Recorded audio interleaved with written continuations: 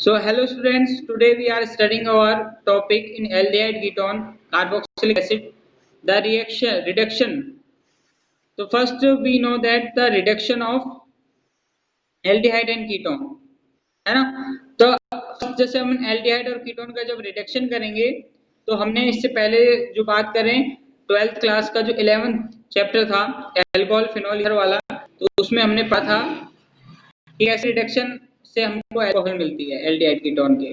अगर हम अल्कोहल का रेस्पेक्टिवली जैसे सोडियम बोरोहाइड्राइड और लिथियम एल्यूमिनियम हाइड्राइड की प्रेजेंस में रिडक्शन करते हैं तो और किसके तो डिहाइड्रोजनेशन से हमें बात करें तो अल्कोहल का हाइड्रोजनेशन से मतलब हाइड्रोजन ऐड होने से हमें जो अल्कोहल है उसका फॉर्मेशन होता है। और ये रिएक्शन ब्रीफली हमने प्रीवियस इसमें वीडियो भी अपलोडेड है, आप इस रिएक्शन को ब्रीफली वहां पे देख लेना।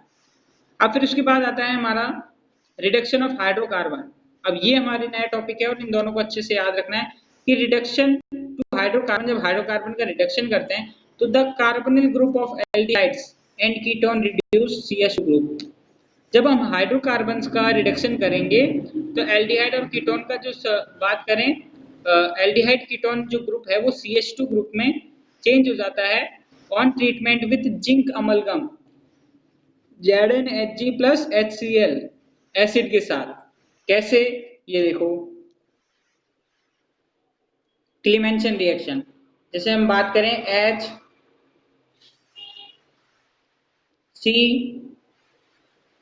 डबल बॉन्ड O, ये हमारा फॉर्मेल्डिहाइड है, ठीक है। अब यहाँ पे अगर हम इसमें रिडक्शन करते हैं किसकी प्रेजेंस में, ZnHg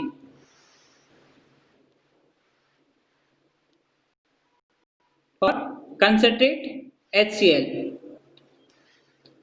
इसकी प्रेजेंस में, और ऐड करते हैं हाइड्रोजन जब हम ऐड करते हैं, ठीक है। तो जैसे एक बॉन्ड यहाँ टूटा, ठीक है, ये बॉन्ड टूटा तो यहाँ पे अपन ने एक हाइड्रोजन अटैच कर दिया। अब कार्बन पे भी क्या करता है, एक यहाँ पे ये अटैच कर दिया, है ना। अब दोबारा से हम क्या करते हैं, इसका दोबारा से मतलब दो हाइड्रोजन और अटैच करते हैं, तो एक हाइड्रोजन के साथ ये बॉन्ड टूट के क्या हो जाता है, एक हाइड्रोजन के साथ ये निकल के ये तो -H2O के रूप में बाहर निकल जाता है ना, -H2O के रूप में बाहर निकल जाता है और इससे दोबारा से एक और हाइड्रोजन अटैच हो जाता है। तो कुल मिला के इससे जो 4 हाइड्रोजन है वो अटैच हो जाते हैं। अब तुम इस रिएक्शन को डायरेक्टली ही समझो, है ना। जैसे सीधे मैं बताता हूं, जैसे ठीक अगर इसमें मैं डायरेक्टली 4H2 अटैच करूं, ठीक है, तो एक H2 तो H2O के फॉर्म में क्या हो जाएगा, बाहर निकल जाएगा। तो एक तो मैंने -H2 कर दिया, किसकी प्रेजेंस में, ZnHg जिंक अमलगम और कंसंट्रेट में है ना। तो एक तो H2O बाहर, ठीक, और एक H2 क्या हुआ, 2H2 आएगा, है ना, 2H2 आएगा यहाँ,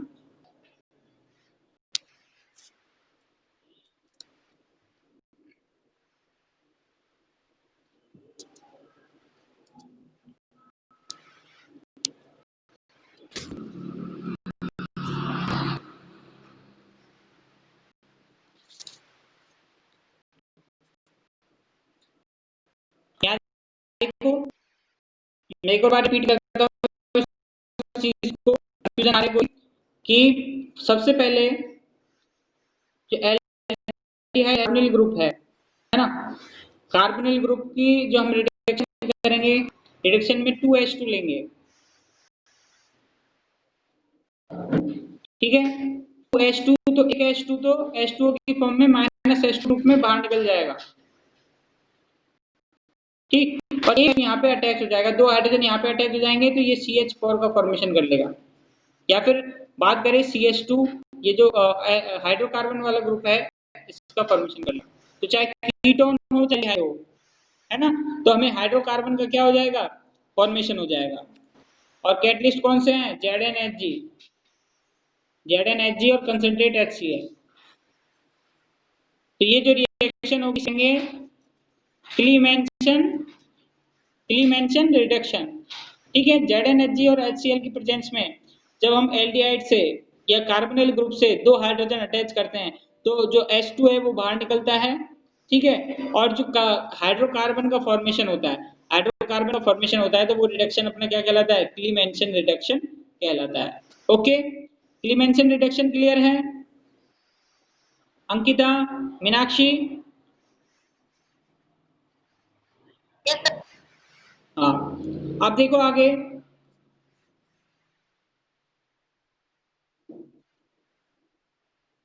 अब आता है नेक्स्ट, अगर अपन कैटलिस्ट चेंज करें, उत्प्रेरक को चेंज करें, है ना। अगर अपन कैटलिस्ट यूज लेते हैं, कौन सा कैटलिस्ट यूज लेते हैं, हाइड्रोजीन NH2 ये यूज लेते हैं, ये वाला।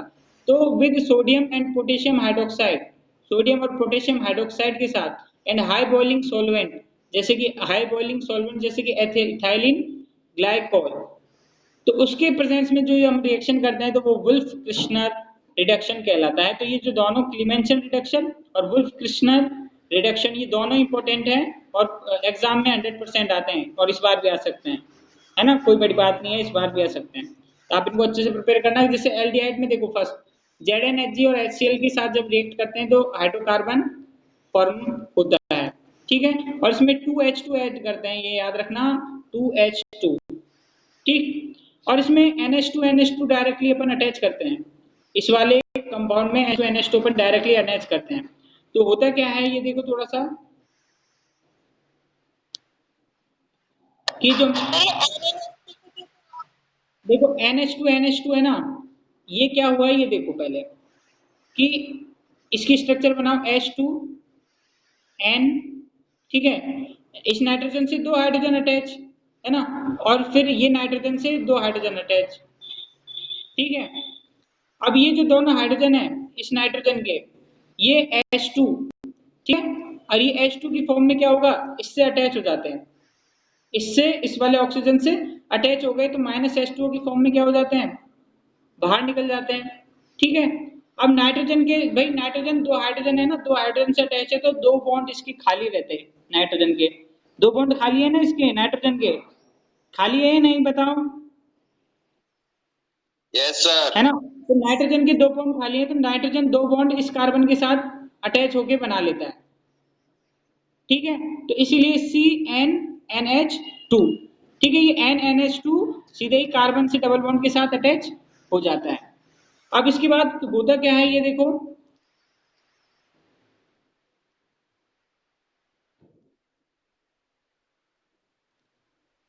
कि हम एल्कली सॉल्यूशन जैसे KOH और इथाइलिन ग्लाइकोल के साथ जब हम इसे हीट करते हैं, है ना, तो इथाइलिन ग्लाइकोल के साथ जब हम हीट करते हैं तो N2 गैस क्या होती है, बाहर निकल जाती है।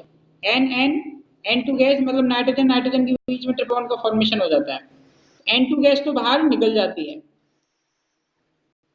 और ये H2 है, ये डायरेक्टली दोनों H2 इस कार्बन से अटैच हो जाते हैं। तो देखो अपना जैसे वुल्फ क्रिश्नर में ये N2 गैस बाहर निकलती है ना, और ये CH2 का फॉर्मेशन हो जाता है। क्लियर है? हेलो अंकिता, गौरव, क्लियर है कैसे N2? हाँ, अगर किसी को प्रॉब्लम है तो अभी भी बताओ फटाफट। मैं रिपीट कर देता हूँ, क्लीमेंसन और वुल्फ क्रिश्नर, क्योंकि ये एग्जाम में इस बार मिल सकते हैं, ठीक है। अब देखो इसको दोबारा से, एल्डिहाइड ग्रुप में जब ZnHg और HCl की प्रेजेंस में दो H2, या दो H2 ध्यान रखना, दो H2 और लिखना है आपको, 2H2 जब अटैच करते हैं तो 2H2 जब प्लस करने पर, तो ये जो बात करें एक H2 तो एक H2O की फॉर्म में बाहर निकल जाता है, ठीक है, और एक H2 इस कार्बन के साथ, दोनों कार्बन के साथ अटैच होके CH2 का फॉर्मेशन कर लेते हैं। तो ये है हमारा क्लीमेंसन रिएक्शन। और अपन बात करें वुल्फ क्रिश्नर में, तो वुल्फ क्रिश्नर में सबसे पहले हाइड्रोजन की जब हम रिएक्शन कराते हैं तो हाइड्रोजन का H2, है ना, हाइड्रोजन का H2 ऑक्सीजन के मॉलिक्यूल के साथ अटैच होके, है ना, H2 की फॉर्म में बाहर निकल जाता है। और नाइट्रोजन के पास दो बॉन्ड बनाने की कैपेसिटी होती है, तो दो बॉन्ड वो कार्बन के साथ बना के ये जो इंटरमीडिएट का फॉर्मेशन कर लेता है। और अब इस इंटरमीडिएट को जब हम KOH, है ना, एल्कली या इथाइल ग्लाइकोल के साथ जब हम हीट करते हैं तो वुल्फ किश्नर रिडक्शन रिएक्शन होती है और इसमें हमको हाइड्रोकार्बन और N2 गैस बाहर निकलती है। ओके, अब आता है हमारा main topic oxidation. Oxidation, aldehyde और कीटोन का जो ऑक्सीडेशन होता है उसके ऑक्सीडेशन से हमें कार्बोक्सिलिक एसिड मिलता है, ये हम पहले भी पढ़ चुके हैं, है ना। बल्कि हम बात करें जबकि जो कार्बोक्सिलिक एसिड है कि जैसे हाइड्रोकार्बन के ऑक्सीडेशन से पहले इंटरमीडिएट के रूप में एल्डिहाइड कीटोन, फिर एल्डिहाइड कीटोन के बाद में फिर कार्बोक्सिलिक एसिड मिलता है। लेकिन हम कुछ ऐसे रिएक्टेंट थे जैसे क्रोमियम क्रोमेट, क्रोमिल क्रोमेट, तो उनसे क्या करते थे CrO3 उनको एल्डिहाइड तक ही रोक के, है ना, एल्डिहाइड वगैरह का फॉर्मेशन करते थे। अब लेकिन अब ऑक्सीडेशन और आगे जाएगा तो एल्डिहाइड ऑक्सीडाइज होके कार्बोक्सिलिक एसिड का फॉर्मेशन करेगा। तो सबसे पहले ये रिएक्शन कौन ने दी थी, तो बर्नहेल्ड टोलेन, जो बर्नहेल्ड टोलेन है, जो साइंटिस्ट है बर्नहेल्ड टोलेंस, तो उन्होंने 1841 में और 1918 was the professor of the chemistry of the university of the Gottingen Germany, है ना। तो उन्होंने इसके बारे में जो टोलेन वगैरह है ऑक्सीडेशन के बारे में ब्रीफली अपनी स्टडी दी उन्होंने। अब उन्होंने क्या बताया ये देखो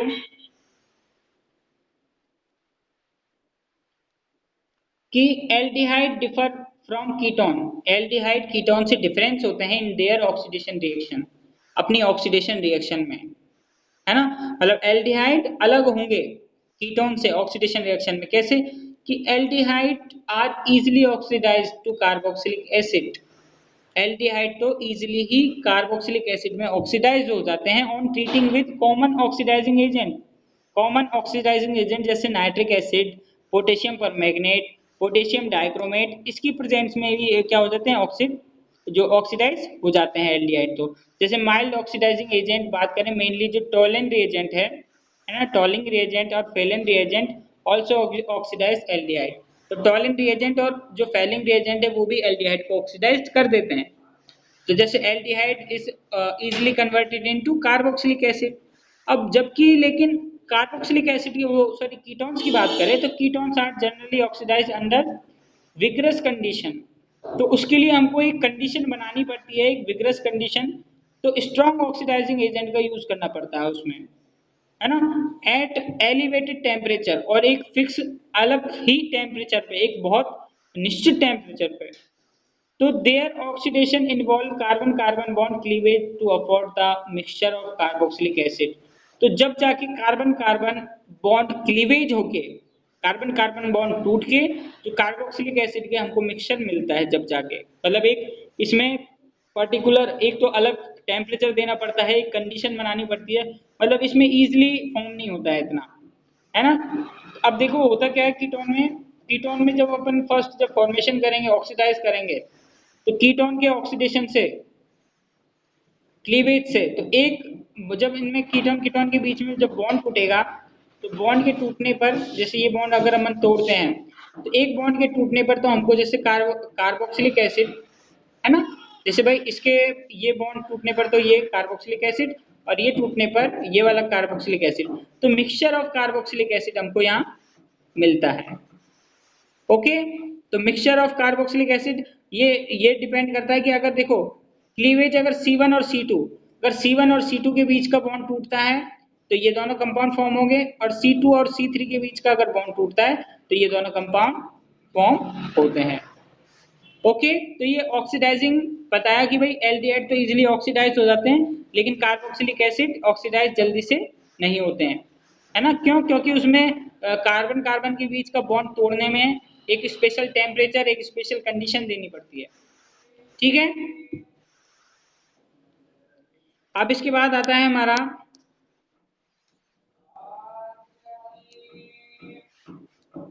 the mild oxidising agent given below. जैसे माइल्ड ऑक्सीडाइजिंग एजेंट जो हमको, नॉर्मल ऑक्सीडाइजिंग एजेंट जो हमको दिए हुए हैं, ये दोनों टेस्ट इंपॉर्टेंट है एल्डिहाइड कीटोन के लिए, इनको अच्छे से प्रिपेयर करना। The mild oxidising agent given below are used to distinguish aldehyde from ketone. तो हमको नीचे दिए गए हैं जैसे टोलेंट टेस्ट। टोलेंट टेस्ट में क्या होता है कि on warming on aldehyde with freshly prepared ammoniacal silver nitrate solution, जब हम एल्डिहाइड को ammoniacal silver nitrate solution 2AgNH3 का होल ट्वाइस ब्रैकेट के बाहर प्लस तो बात करें सिल्वर नाइट्रेट जो सोल्यूशन है, अमोनिकल सिल्वर नाइट्रेट सोल्यूशन, तो इससे रिएक्ट करते हैं तो a bright silver mirror is produced due to the formation of the silver metal. जो कि जैसे सिल्वर मेटल का एक बात करें, सिल्वर मिरर टाइप का जो प्रोडक्ट है वो नीचे की तरफ फॉर्म होने लग जाता है सिल्वर मेटल का, है ना, मतलब एक चांदी का सा कलर नीचे की तरफ जमने लग जाता है। तो the aldehyde are oxidised to the corresponding carboxylate anion. और जो एल्डिहाइड है वो किसमें ऑक्सीडाइज होता है, aldehydes are oxidised to corresponding carboxylate anion, वो कार्बोक्सिलेट एनायन में कन्वर्ट हो जाता है। और the reaction occur in alkaline medium, और ये जो रिएक्शन है वो एल्कलाइन मीडियम में होती है। तो मींस टॉलन रिएजेंट से जब हम वार्मिंग करते हैं एल्डिहाइड को with freshly prepared ammoniacal silver nitrate solution से, तो एक ब्राइट सिल्वर मिरर प्रोड्यूस होता है। ब्राइट सिल्वर मिरर ये 2Ag है, bright silver mirror metal produce होता है। And the formation of the silver metal, और सिल्वर मेटल का फॉर्मेशन होता है। एंड बात करें करस्पॉन्डिंग कार्बोक्सिलिक एनायन जो हमको फॉर्म होता है इसमें, and the reaction occur in alkaline medium, और जो रिएक्शन है वो एल्कलाइन मीडियम में होती है। अब इसके बाद आता है हमारा फैलिंग टेस्ट। ओके, अब हम फैलिंग टेस्ट के बारे में देखते हैं, फैलिंग टेस्ट है क्या। तो एल्डिहाइड और जो सॉरी टालिन और फैलिन, ये दोनों टेस्ट आपको कंप्लीट आने चाहिए, फैलिन टेस्ट, और ये प्रैक्टिकल में भी काम आएंगे। तो Fehling reagent comprise of two solution, Fehling solution दो सॉल्यूशन से मिलकर बना होता है, Fehling solution A and Fehling solution B, ये आपने लैब में भी देखा होगा। In Fehling solution A is aqueous copper sulphate, वो फैलिंग सॉल्यूशन ए क्या होता है, एक्वस कॉपर सल्फेट का solution.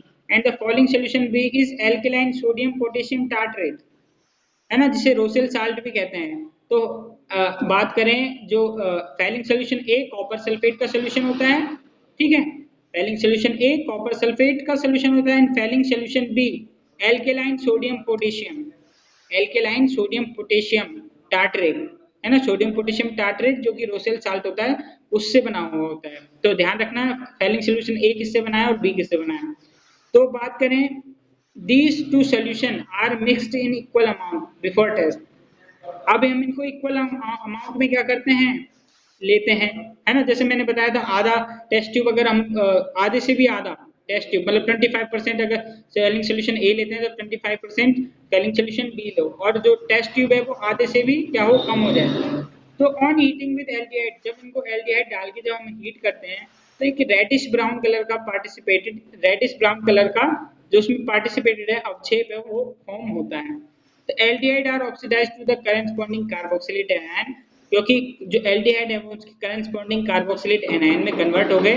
And aromatic aldehyde do not respond to this test, भाई एलिफेटिक तो एल्डिहाइड ये टेस्ट दे देते हैं, है ना, लेकिन एरोमेटिक एल्डिहाइड से टेस्ट नहीं देते हैं, मतलब बेंजल्डिहाइड ये टेस्ट नहीं देंगे, आप ये ध्यान रखना, एरोमेटिक एल्डिहाइड ये टेस्ट देते हैं, सॉरी एलिफेटिक ये टेस्ट देते हैं। तो RCHO 2CO+2 जो कॉपर सल्फेट सोल्यूशन था उसमें से ये आयन, और सोडियम पोटेशियम टार्ट्रेट है ना, उसके अंदर से ये 5OH माइनस आयन मिलकर बात करें RCOO माइनस, मतलब जो एनायन का कार्बोक्सिलेट एनायन का फॉर्मेशन करते हैं, और कार्बोक्सिलेट एनायन आगे जाके कार्बोक्सिलिक एसिड का फॉर्मेशन कर देगा।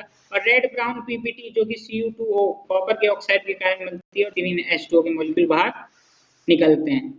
तो ये तो थी हमारी ऑक्सीडेशन की रिएक्शन। ओके, अब ऑक्सीडेशन की जो रिएक्शन हमारी ये कंप्लीट हुई। अब हम देखते हैं इसमें oxidation of the methyl ketone by haloform reaction. अब हैलोफॉर्म, ठीक है,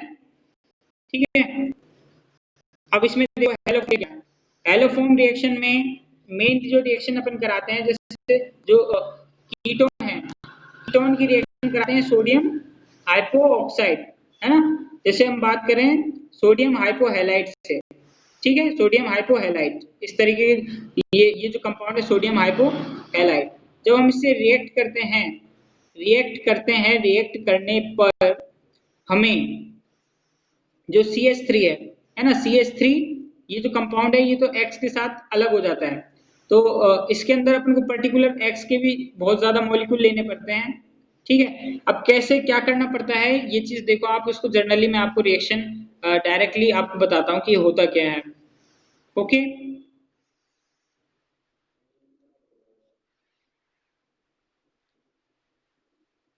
यहाँ देखो, जैसे ये जो हमारा कीटोन है CH3 C double bond O और ये CH3,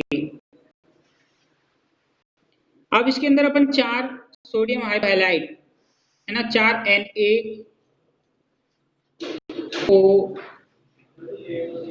है ना, X ले लो या Cl ले लो, मैं Cl ले लेता हूँ है ना इसको समझने के लिए। तो इसके जब 4 मॉलिक्यूल लेते हैं, ठीक है, तो एक तो Na2CO3, तो इसमें से एक ये मॉलिक्यूल तो निकलेगा है ना। आप देखते जाओ मैं कितने कितने मॉलिक्यूल निकालता हूँ। तो Na2CO3 भाई, एक ये CO क्या क्या मॉलिक्यूल चला गया उसको देखो, ये मॉलिक्यूल गया, ठीक है, और इसमें से O3 मॉलिक्यूल, एक ऑक्सीजन का मॉलिक्यूल इसमें बचा है, ठीक है। अब इसके बाद हम बात करें तो सोडियम के 2 मॉलिक्यूल गए, अब 2NaCl, दो इसमें NaCl के मॉलिक्यूल, बात करें, सॉरी, 3 इसमें HCl के मॉलिक्यूल बाहर निकल जाते हैं, ठीक है, 3 HCl के मॉलिक्यूल बाहर निकल जाएंगे, माइनस का 3 HCl। ओके, तो Na2CO3 3 HCl, और फिर सीधा सिंपल ये जो कार्बन कार्बन है ना, ये जो अपन बात करें, ये जो हाइड्रोकार्बन वाले जो कंपाउंड्स हैं ये क्या होते हैं, अटैच हो जाते हैं। तो सोडियम जो हेलो फॉर्म मींस इसमें मेनली प्रोडक्ट कौन सा फॉर्म होगा, ये चीज समझने की कोशिश करो।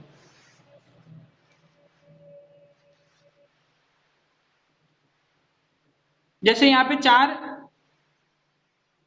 NaOH के मॉलिक्यूल जब अपन लेते हैं, तो ये देखो सोडियम, सोडियम अगर बात करें तो सोडियम इसको एल्केनोइक, जो एसिड के सोडियम एसिड है ना, जो सोडियम साल्ट है, sodium salt of carboxylic acid, तो उसका फॉर्मेशन होता है sodium salt of carboxylic acid, और CHX3 है ना, CHX3 का फॉर्मेशन होता है। अब इस रिएक्शन को मैं कल आपको कंप्लीट इसको बोर्ड पे ही समझाएंगे, इसको जब भी जाके ये आपके समझ में आएगा।